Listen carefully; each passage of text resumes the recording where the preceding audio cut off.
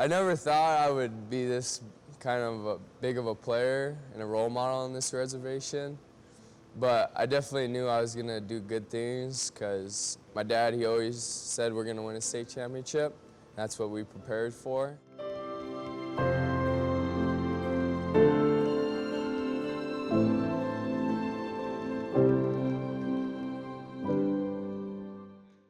Not really sure when I picked up my first basketball, but little dribblers kind of is what started me, and that's when I really started liking basketball, is when my parents would bring me every Saturday. I don't know, I kind of had a feel for baseball and basketball, but I picked basketball for the long term. No, it was definitely a lot of hard work when I was young. I mean, I don't remember all the time, like at Little Dribblers, but I definitely remember working my butt off there because my dad would be there and he was the one coaching me. My dad and mom have definitely pushed me a lot over the years. They helped me in Little Dribblers, but kind of after Little Dribblers, they wanted me to figure it out on my own. So that's when I would go down the center on my own from like 4 to 9 every night in junior high, and then just up there I started like working on my own. But my parents, they've invested like the money, bringing me all the tournaments, all the shoes on my feet, all the cool stuff I get to wear. So they definitely play a big role in my success over the years.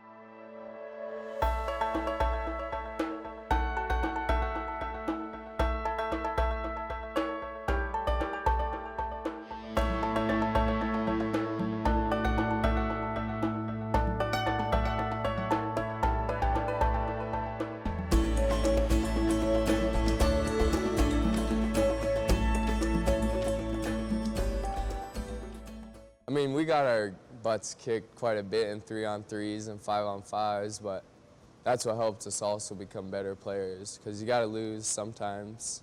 So yeah, we'd get our butts kicked quite a bit in 3-on-3s, and we'd get put out pretty quick. And then we started playing these other guys on our basketball team, Patrick, Isaac, Justice. We played them in 3-on-3s, and they beat us most of the time, and then we'd beat them a couple times. So just playing in that older grade above us, it really helped us become the players that we are right now. Phillip Malatare, the Malatare name has been talked about since John and back. Phillip, everyone knew he was always going to be good. He was always really talented and really athletic, and they played in a lot of tournaments. And then when him and Alex and Tyler started to win, Phillip's name was definitely always circulating. He was always really quick, and he could always dribble and get to the cup. That's always just been a strength that he had. Like he said, he spent a lot of time in the center.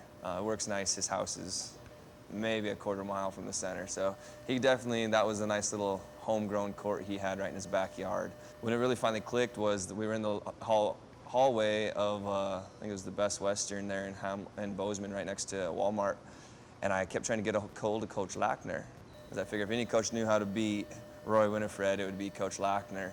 And calling people all night long, and then I was delegated to sit in the hallway and make sure boys stay in their rooms and stuff and just make sure they got a good night's sleep.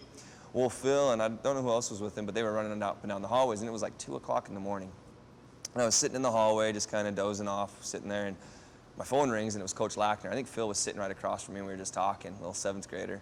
And Coach Lackner goes, "Hey, I'm just sitting in here awake, just finally checked my phone. You should just come over and hang out, and we'll go over a scouting report." He goes, "I'm just the hotel in the parking lot, across the street, the parking lot." So Phil's like, "I want to go." So he jumped out, and we went over there, and it was pretty special to actually talk to a coach like him. He's extremely gifted man. He just sat down, he says, "If I had a team that you guys are coaching, this is what I would do." And he just started going through it, and he ended up writing me about 6 pages worth of notes on how to do it and what to do when they countered this, and that if they were afraid they'd go into a double high pick and all this stuff. And it was just special for Phillip to be able to sit there and hear, well, I mean, he's one of the greats. Coach Lackner has taken teams that had great players in one and had average players in one. And so it was special, and that was kind of the moment where Phil and I got to talk, and then afterwards we were both like, "Dude, we're gonna come back and do this." So it was all started in my freshman year when we lost to Manhattan in the divisional championship. And then going on to state and just losing. It was a long year waiting for that, but just playing in that game, you want to be back in that atmosphere. You want to be playing in front of 3,000, 4,000 people again.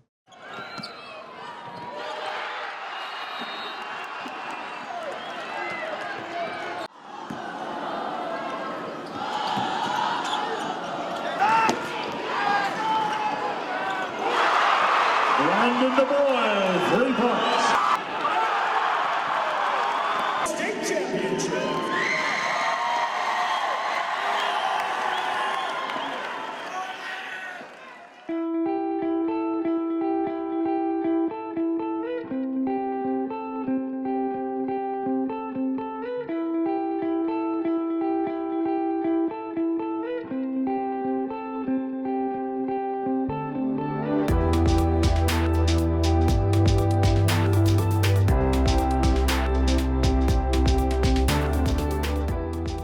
I think what I remember most is about when we came out.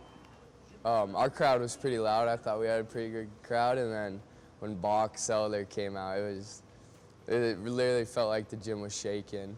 I mean, it was intimidating, but still we had to come out and play our game, that's what I remember most about that game. I definitely think there's more fans my junior year than my sophomore year, because a lot of more people were rooting for us to go back to the state championship, and then when the state championship came, everyone's like, it's finally here, and I think that just brought so many more people to our crowd. When they came out, I agree with Phil, you could feel the vibration on your body. It was like, whoa, this is a home game, which we kind of expected, but when they hit that, it was intense. And then last year, having a special state tournament where you had 4 Indian teams and 4 non-Indian teams, being the last Indian team standing and having Hayes playing in the 3rd and 4th place game, it allowed for there to still be a lot of reservations represented there.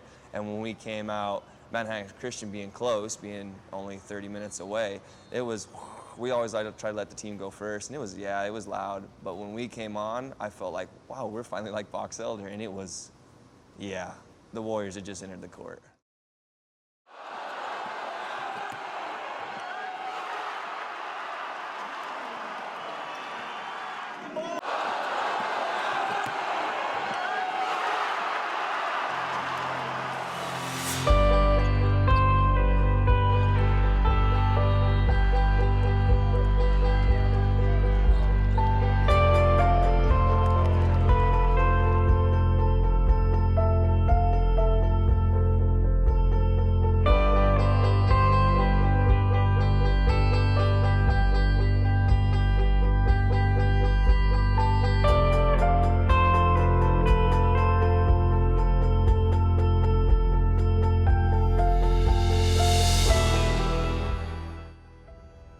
I think 1 minute left, and Tyler was at the free throw line. I think we were up by 6, or might have been up 8.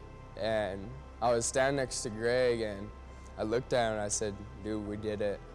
And I think he got a little emotional, and then Alex heard me, and then I kind of, like, a little relief off my shoulders. And I think everybody, it was really starting to hit us that I think we were going to be state champions.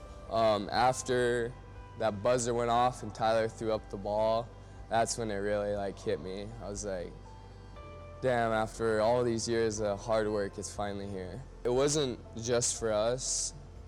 It was for everybody who supported us and wanted to see us achieve. It was giving it back to all them people. There's not a lot of Native American teams that get to go play in the state championship. It just proves that little towns, little reservation towns, have some ball players. It wasn't our goal from the beginning, but after we made it to the state championship, we started getting not a lot of recognition, but a lot of people started really liking what we're doing. A lot of kids came to the games, and that's kind of what we started doing it for. We started hoping to motivate them little kids to do what we're doing. It was for our whole reservation, just to push these teams on these res to go do that, because I mean, it's It's a great experience, and not too many teams get to do it. Maybe not even once in their high school career, but 2 times.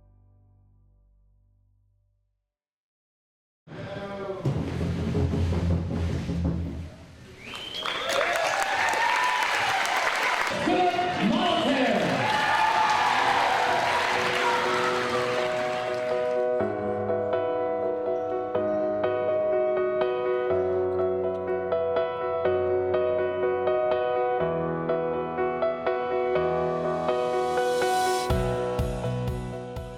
When you get out on the basketball court, it's just about basketball.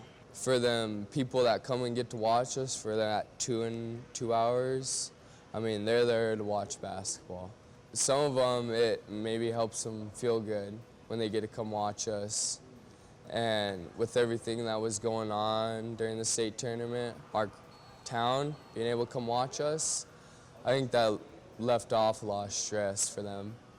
But in the back of our minds, that and people were still there, and that's who we played for. Like, before every game, we'd say who we were playing for, and we'd talk about who they were and what they meant to our community. So we went in that game usually playing for them people. Who do you play for? I was playing for my Auntie Lynn and my Auntie Darcy.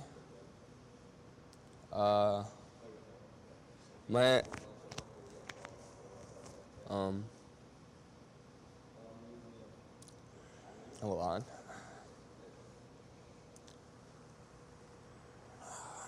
So my Auntie Lynn, she was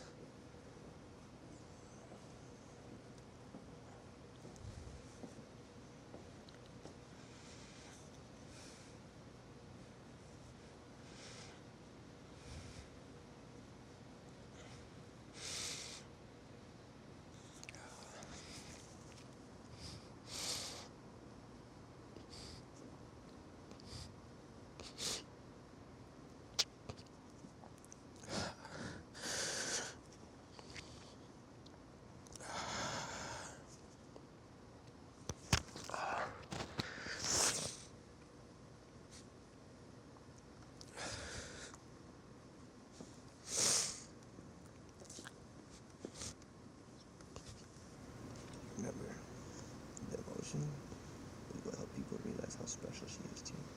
So it's okay to talk to her. You know what I mean?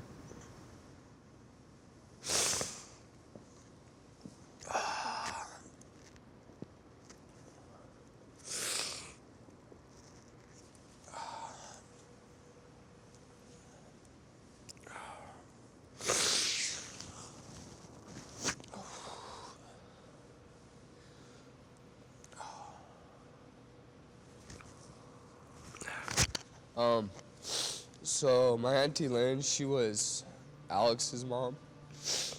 She had cancer for quite a while. And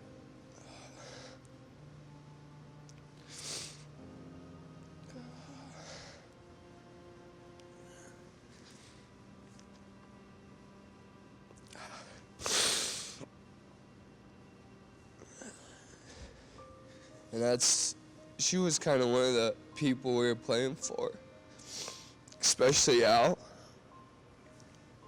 And then my Auntie Darcy.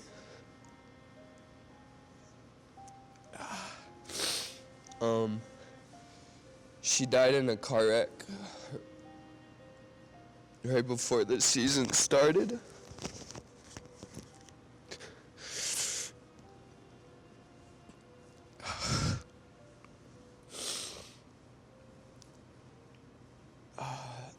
Yeah, they were really big fans when we were growing up. They were always at all of our basketball games.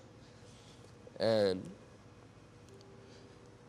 just to have them two pass away before they got to see us win that state championship, it hurt a lot. Is that who you play for this year? Yeah, So I've been playing for my whole high school career. My auntie Lynn, she's definitely been with me my whole 4 years of high school. And another guy I was playing for was this old man named Bearhead. He gave me my first couple rifles for Christmas. And he was a big part of our family. And my dad and Papa, they always talk about him. And yeah, them were kind of just the three people I was playing for. Between Phillip, the Haynes family, there's a lot of kids in this basketball family this whole team has faced a lot of adversity when it comes to life. And one day I asked him, I don't really remember when, I just said, who are you playing for? Are you playing for nobody right now? I mean, sometimes we get repetitious and the game is just another game. And when you realize that you're playing for a purpose, you give more for that.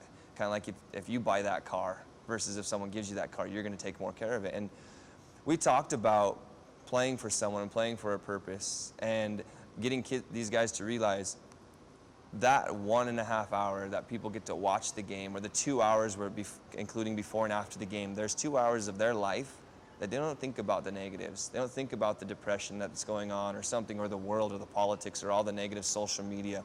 They just get to go enjoy the Arlee Warriors playing basketball. And when they got a hold of that and really grasped what they do for people, they started to realize like it is bigger than them, that they have a purpose in life. And it's to give these people happiness.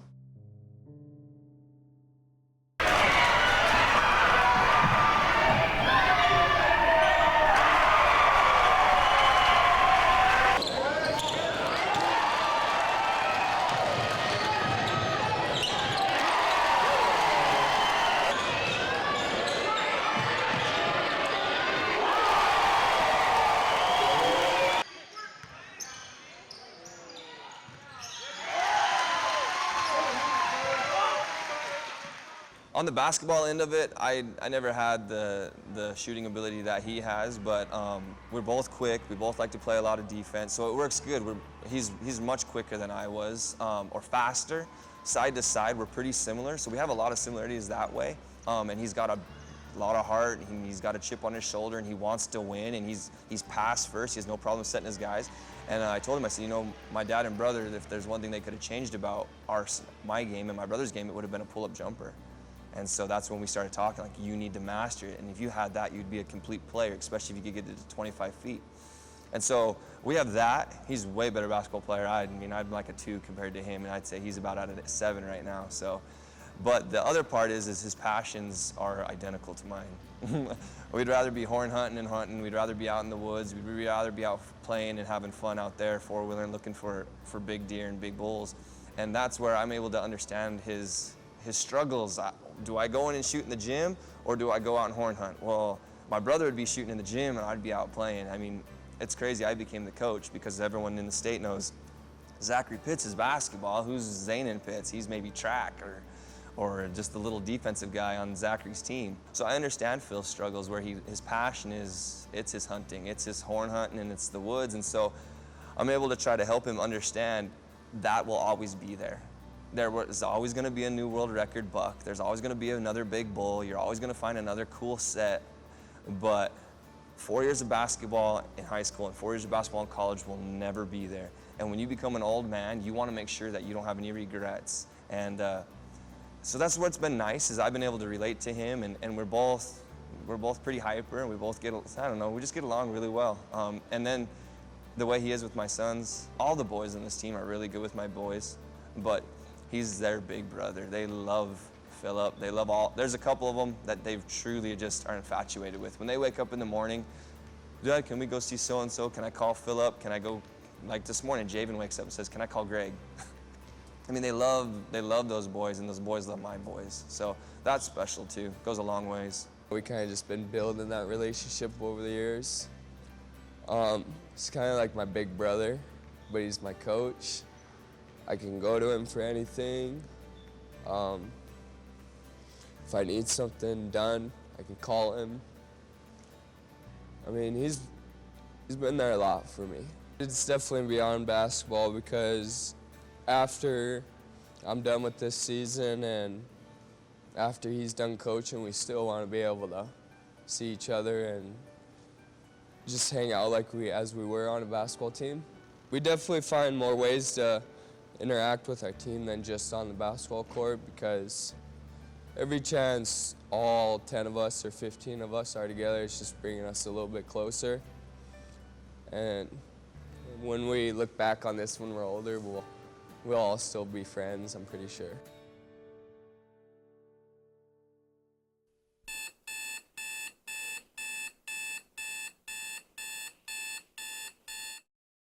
When we go, it's like Christmas, but we didn't have very much snow this year. Now we're getting it.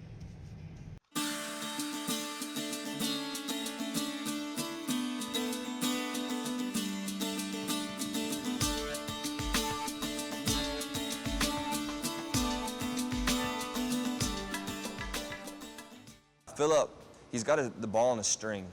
I mean, I'm his coach. It's my job to find the negatives and turn them into positives, and I do still feel that as a true ball handler, he's got room that he can improve, which is exciting. It doesn't mean that his game is over. But to go from cup to cup, I challenge any kid to try to do what he can do that fast and be able to stop on a dime and hit a jumper. He's got the best pull-up jumper in high school basketball. I don't know if there's another kid that can stop him or that can do what he does with his shot. It's a pure pull-up jumper. And I know it's silly, you can't really compare a high school kid to an NBA player, but if you play styles of ball, it's Russell Westbrook. It's the only other person that's trying for triple doubles, quadruple doubles, that has a stop and pop. And that being said, me and John and Phillip, we talked, yeah, Stephen Curry's a great role model, he's a good shooter, but that's not your style. You're not a Stephen Curry, you're actually play more like Russell. And if you really watch the styles, and that's what makes Phil special. Those steals, those assists, those rebounds, those are all for his team. And he has no problem. He can drop 60 a night. He could play D1 anywhere in the country if someone would just give him a chance. But he don't care about his stats on the scoring end of it. All he wants is another one of those titles. He will give up all his points to bring a title home to this community, and that's what makes him special. He's a rare kid versus some of the kids that just want this and this and this. He'll give it all up just to have that so everyone can enjoy it. It's definitely a lot of weight. I can't tell you how much I think about it every week, every night. I mean, there's always something in my mind about how we're gonna make it back there and just prove to everybody that we can make it back 3 times. So it definitely is a lot of weight on my shoulders, but at the end of the day, I mean, everybody's gonna be happy with what we do this season. Whether maybe go win a state championship or lose out in divisionals. I mean, everybody's still gonna be happy with what we do, but that's not how we're looking at it. We wanna go out and get back to that state championship. Is it gonna be a letdown? It might be a little bit of a letdown, but at the end of the day, we're just playing it for the love of the game.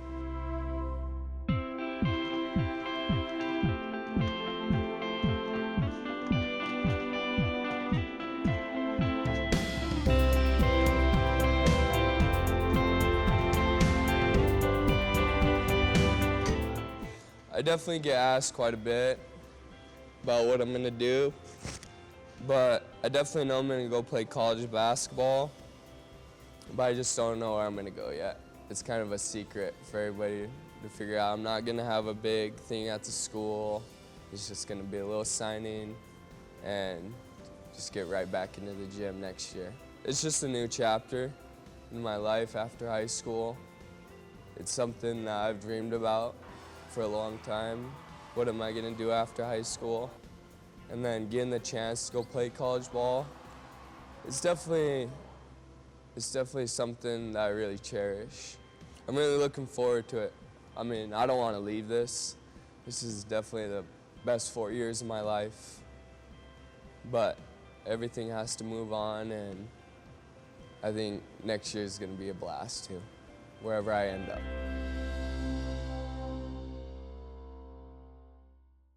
With all respect, I think Elvis is in his other. Elvis Old Bull's here, and I think all of Indian country knows that. I don't know.